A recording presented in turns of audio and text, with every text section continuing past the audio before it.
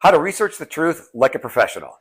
Today, we're going to talk about something that sounds simple when it comes to the news, but hardly anybody ever does it consistently well. Research the truth like a professional, not an amateur. In a world where information is everywhere, news, social media, podcasts, YouTube, you would think that finding the truth would be easier than ever, but it's actually the opposite. Because today, the challenge isn't access to information, it's filtering out what's misleading, incomplete, or just flat out wrong. So in this episode, I'm going to walk you through how true professionals, investigators, journalists, and analysts actually research the truth step by step. Step number 1, assume nothing. The biggest mistake most people make, they start with a conclusion and they go looking for evidence to support it.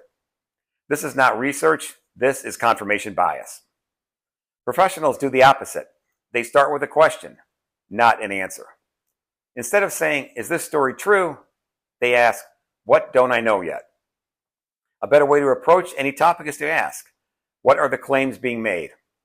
Who is making them? What evidence is actually being shown? If you go in trying to prove something, you'll miss half the story. But if you go in trying to understand something, you'll get closer to the actual truth. Let's look at how this works in the real world. The Flint Water Crisis.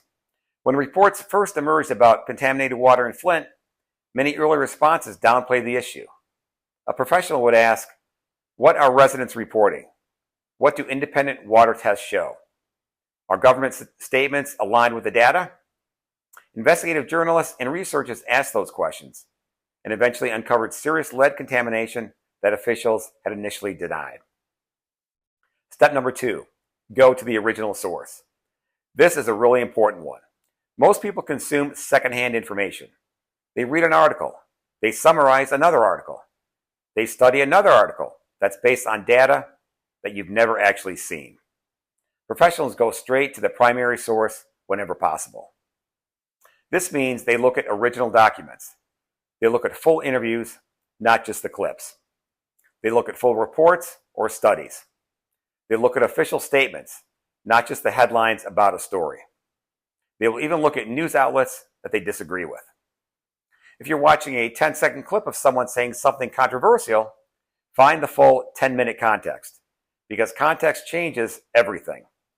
A sentence can look completely different when you hear what came before it and what came after it. Now let's look at a real-world example.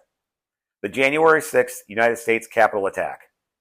Many people formed opinions based on short clips on social media, commentary from news outlets. The full picture is far more complex than any single video or viral clip. Step number 3, cross-check everything. One source is never enough. Like I mentioned earlier, check out other news outlets that you disagree with. Realize that even good sources can get things wrong.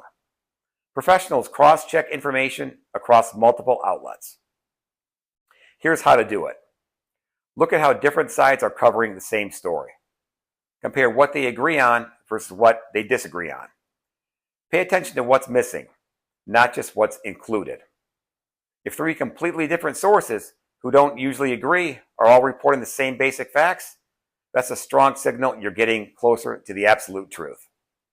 But if every source tells a completely different story, that's your sign to slow down and dig even deeper. Now let's look at a real-world example. The Hunter Biden laptop controversy. When the story first broke, some outlets questioned its authenticity. Others treated it as fully verified. Professionals, though, looked at forensic analysis, not just the headlines. They tracked how major outlets updated their positions over time. They compared reporting from multiple organizations with different biases. When coverage is polarized, the truth usually changes over time through cross-verification, not instant conclusions. Step number 4, follow the incentives. This is where things get really interesting. Professionals don't just ask what is being said, they ask why is it being said. They realize every piece of information has the motivation behind it. Ask yourself, who benefits if this is believed? What does this person or organization gain? Are they selling something, an idea, a product, or influence maybe? This doesn't automatically make something false, but it helps you understand bias and perspective. Because bias doesn't always mean lying, it often means selective truth. Let's look at a real-world example of this. The Enron scandal in the early 2000s. Before its collapse, Enron was seen as one of the most innovative companies in America, a must-own stock by many analysts. Executives were promoting strong financial performance, encouraging confidence in the company's future. But behind the scenes, the company was using complex accounting to hide its debt. The financial statements didn't reflect the true risk. Here's how a professional thought about this. Instead of just accepting the positive narrative, a professional would ask the following. Who benefits from the stock price staying high? Executives? Investors? Insiders? Are there incentives to make the company look stronger than it is, such as bonuses, stock options, or public perception? Are there warning signs in the financials or outside analysis? Some analysts and journalists eventually found many inconsistencies. Step number 5, separate facts from interpretations or opinions. This is a skill that will instantly make you better at finding the truth. A fact is something that can be verified. An interpretation or an opinion is how someone explains the fact. For example, a new policy was passed today. That's a fact. This policy will destroy the economy. That's an interpretation or someone's opinion. The problem is, most content blends the two together. Professionals constantly ask, what do we actually know? What is someone's explanation of it? If you can separate those two things, you're already ahead of most other people. And a real-world example of this is the George Floyd protests. Not so much that the protesting that was going on, but how it was reported by the media. Protests occurred in many of America's major cities in response to his death during the summer of 2020. The way this was reported and varied greatly from different news outlets. Some outlets describe them as largely peaceful demonstrations.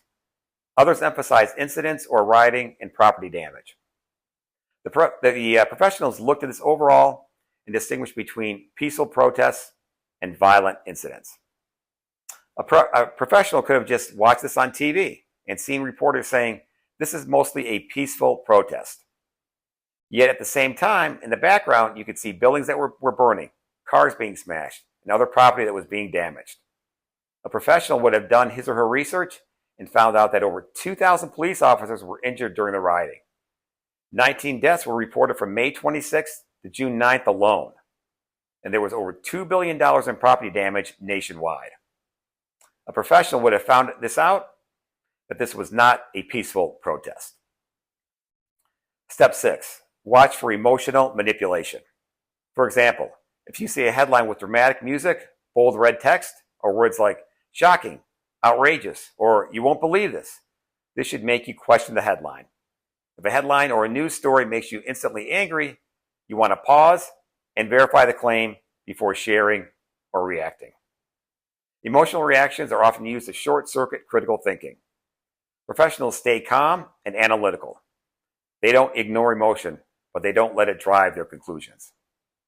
So next time you see something that instantly triggers you, ask yourself, is this designed to inform me or provoke me? That one question can save you from being misled. A real-world example of this is the Boston Marathon bombing manhunt.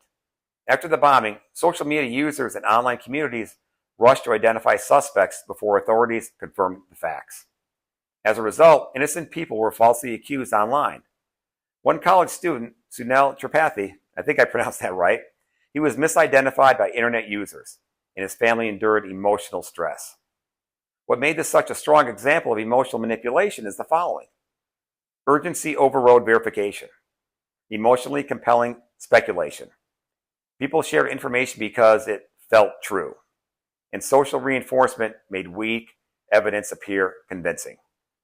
Professionals in this instance waited for verified law enforcement confirmation and avoided all speculation. So let's bring this all together. If you want to research the truth like a professional, start with questions, not conclusions. Go to the original source. Cross-check multiple perspectives. Follow the incentives. Separate facts from interpretation. And stay away from emotional manipulation. This isn't about becoming cynical, it's about becoming clear-minded. because the truth isn't always obvious, but with the right approach, it becomes a lot easier to find. Well, if you found this helpful, make sure to subscribe to The Truth Behind the Headlines today, because the truth is out there. You just need to be professional to find it. And if you ever see a story that doesn't add up, let us know. We might break it down in a future episode. Thanks for tuning in.